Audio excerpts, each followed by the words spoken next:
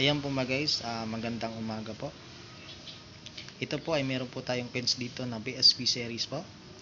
At makikita nyo po mga guys kung ano pong taon ito nandito. And 2016, 2000, at ito naman po ay coin 10 peso din po ito. Na old coins po ito mga guys, yan.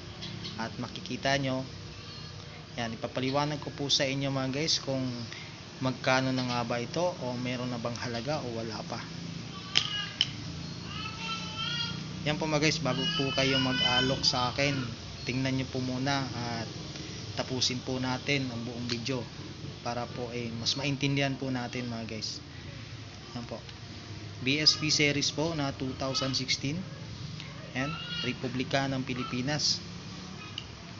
Yan, tingnan ko po sa comment section po mga guys.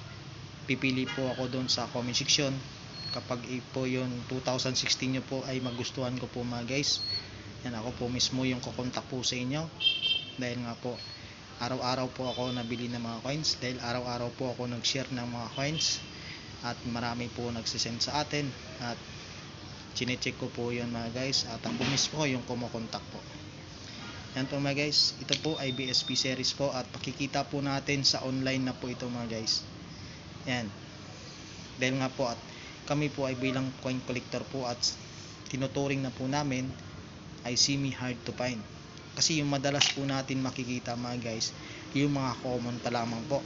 Dahil dito po mga guys, talaga mahirap na po ito hanapin sa ngayon.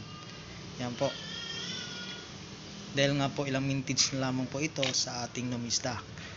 Yan po, dahil po sa numista po mga guys, yan, i-research nyo lamang po mga guys para po mas maintindihan nyo pa mabuti po mga guys kung ano po yung mga coins na ay dapat natin ibenta o dapat natin itabi. Yan po mga guys, 2016 ay meron na po itong mataas na collector value po sa ngayon. Binibili ko po ito sa halagang 1,200 up to 1,800 pesos. At nagkadepende nga po yun mga guys sa coins at kondisyon ng inyong coins.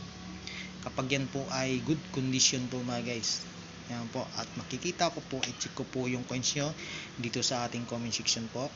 Yan, tandaan nyo po palagi kung ano po yung mga coins na dapat po natin ibenta at isend sa ating mga coin collector. 2016 po mga guys ay talaga pong bihira na po natin ito makikita sa ating sirkulasyon, at may sukli man po ito sa inyo mga guys. Yan po, kapag ito po ay may sukli po sa inyo sa tindahan, ay talaga po i-check nyo muna sa likuran sa kanyang kagwil kung ano po yung hinahanap ng mga coin collector na kagaya po namin. Yan. At i-check nyo rin po mga guys yung dito. Yan, kapag yun po ay good condition po siya, pwede na po yun ibenta mga guys. Yan, tandaan po, 1,200 up to 1,800 BSP series po na 2016 lamang po mga guys. Yan po, at dito naman po tayo, yan, sa 2,000. Yan po, at marami pa rin nag-aalok sa akin ito mga guys na 2,000 na BSP series. Yan po, meron po akong na-check po na coins, yung 2,000 po, ay pasensya na po mga guys kung bakit ko po yun hindi po nabili, dahil nga po ay wala na po sa kondisyon. Yan po mga guys, puro na po ano dito, talagang yung sa kilid niya po mga guys ay puro itim-itim na po siya mga guys. Yan po, hindi na po yung pwede mga guys. Kung gusto nyo po, ilinisin nyo po, maghanap po kayo ng magandang panglinis po ng mga coins para po yun ay makikita po natin ay good condition pa po siya. Yan po mga guys, ito po yung 2,000. Yan po, 2,000 na Republika ng Pilipinas po mga guys, na 10 peso din po ito. Makikita nyo naman po sa ating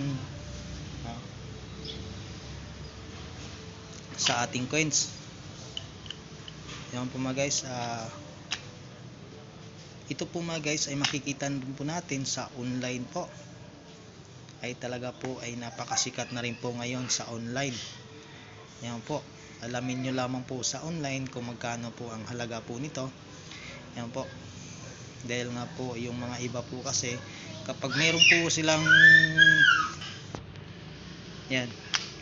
po silang ganito, yan po, ino-online po nila. Yan po. At depende rin po sa seller po kung magkano po ang bibigay po nila na value po. Dahil nga po $1 nga po sa ating online, hindi po yon in peso, dollar po yon. At makikita nyo naman po sa YouTube po, sa mga coin collector din po, at makikita nyo kung magkano po ang collector value na binibili po nila. At nagkadepende rin po yon sa coins po talaga. Dahil nga po kami po ay bilang coin collector ay pinipili po namin mga guys yung mga coin na binibili po namin. Hindi po kami basta-basta po nabibili. Dahil nga po kami bilang coin collector po, maintindihan nyo rin po mga guys, dahil araw-araw po kami nabili ng mga coins po mga guys. Dahil araw-araw din po kami nag-share ng mga coins na kinakailangan po namin. Yan po mga guys, 2000 BSP series.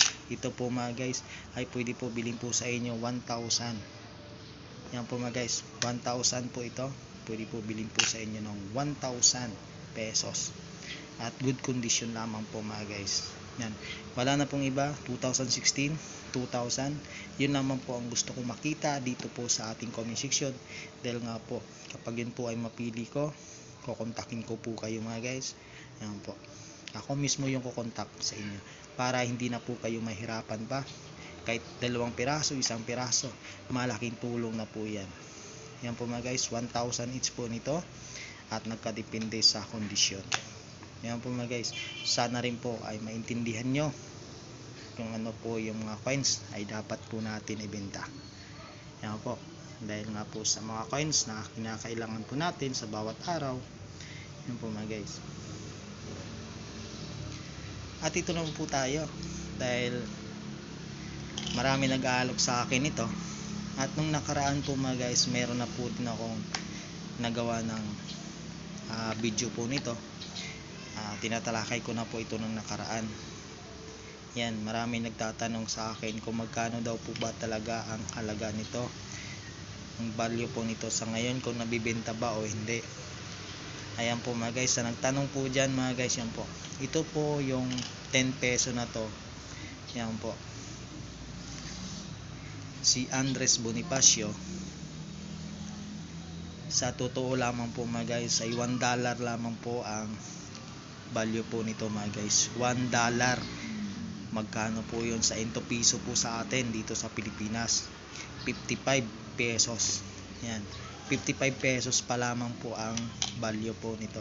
Kaya hindi po ako nabili po nito dahil marami na po ako nito mga guys.